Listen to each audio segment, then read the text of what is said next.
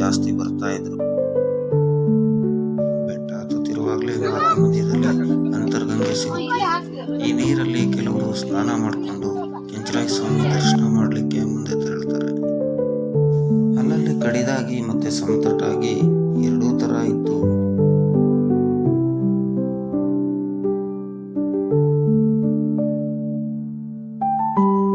ಮುಂದೆ ಸಾಗ್ತಾ ಕಡಿದಾದ ಬೆಟ್ಟ ಹತ್ತಿದ ನಂತರ ಸಿಕ್ಕಿದ್ದು ನಮಗೆ ರಂಗನಾಥ ಸ್ವಾಮಿಯ ಗುಡಿ.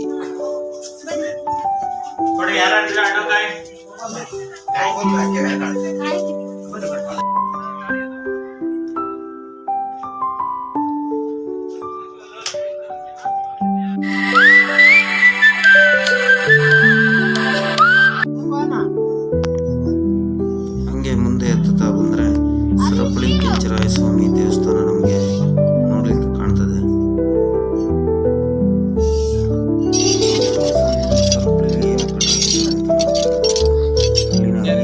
ನೀರನ್ನ ಏಳೆ ಗುಡ್ಕಿಗೆ ಕುಡಿದು ಖಾಲಿ ಮಾಡ್ತಿದ್ರು, ಹಾಗಾಗಿ ಸರಪಳಿ ಕಟ್ಟಿದ್ರು ಅನ್ನೋ ಒಂದು ಪ್ರತೀತಿ ಕೂಡ ಇದೆ ಇಲ್ಲಿ.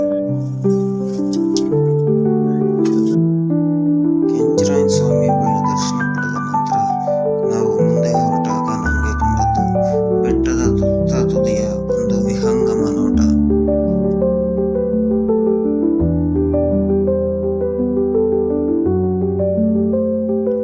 ಬೆಟ್ಟದ ತುದಿಯನ್ನು ತಲುಪಿದ ನಂತರ 10 ನಿಮಿಷ ಕೂತು ಆ ಪರಿಸರದ ಸೊಬಗನ್ನ ಸವಿದು ಮತ್ತೆ ಮುಂದೆ ಹೆಜ್ಜೆ ಹಾಕಿ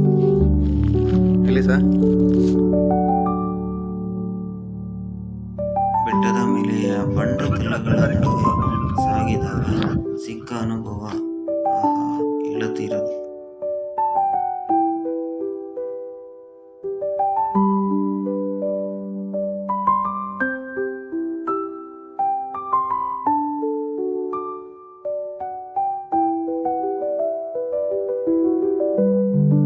ಬೆಟ್ಟ ಹತ್ತಿ ಇಳಿಯುವಾಗ ತಪ್ಪಲಿನಲ್ಲಿ ಇನ್ನೊಂದು ಅಂತರ್ಗಂಗೆ ನಮಗೆ ಕಾಣಸಿಗುತ್ತದೆ. ಅಲ್ಲಿಗೆ ಹೋಗುವಾಗ ದಾರಿಯಂತೂ ಬಹಳ ಕಠಿಣ ಅಂತಾನೆ ಹೇಳಬಹುದು.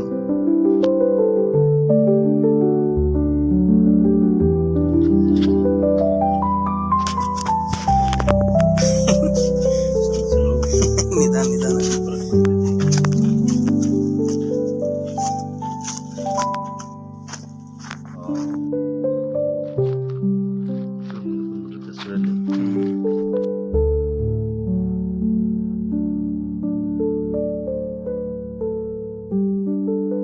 ನಾವು ಅಂತರ್ಗಂಗೆಯನ್ನು ನೋಡ್ಬೇಕಾದ್ರೆ ಇಲ್ಲಿಂದ ಸ್ವಲ್ಪ ದೂರ ಹಗ್ಗ ಹಿಡಿದು ಮುಂದೆ ಸಾಗಬೇಕಾಗ್ತದೆ.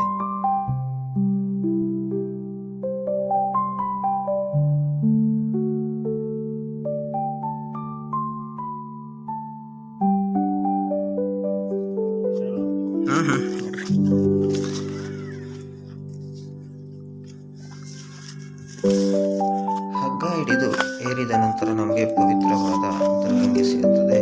ಇದನ್ನು ಪವಿತ್ರ ತೀರ್ಥವೆಂದು